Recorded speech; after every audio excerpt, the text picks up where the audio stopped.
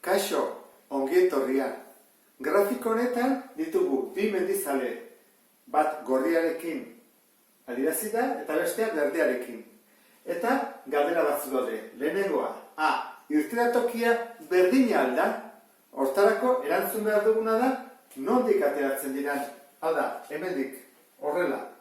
Orduan, zerotik berdea ateratzen da, eta bostetik gorria. Horrek esan nahi du, gorria ateratzen dela 5 kilometro aurrerago.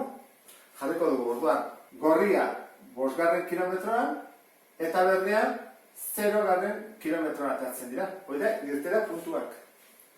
Bestetik, ordu berdinean ateratzen dira biak, behiratu behar da, zentzu honetan, orduak hemen daudelako. Orduan, gorrian ez ateratzen da 0 orduan, eta berdea, 2 ordu beranduago.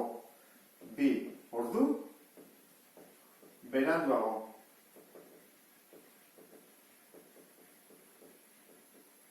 Zer hori, 2 orduan, ikusten den bezala. Bestetik, ibilbidea, zenbat kilometro egin ditun bakoitzak. Behiratu behar dugu, hemendik nondik hasten den, eta naino iristen den kenketa bat egin beharko dugu. Orduan, gorria, nor hasten da 5ean, eta nora iristen da 20ra. 5etik 20ra, kenketa egiten badugu, 15 kilometro egiten ditu.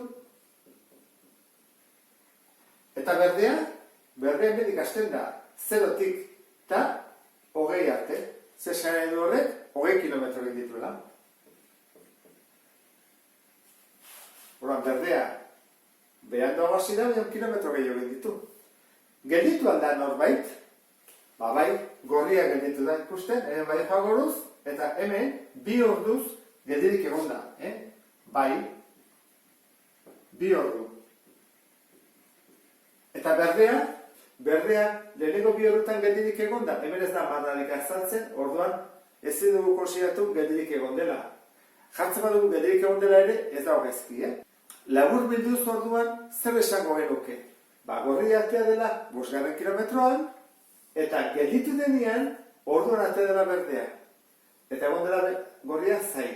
Elkartu direnean, 4 orduan, biak batera joan direla 20 kilometro arte.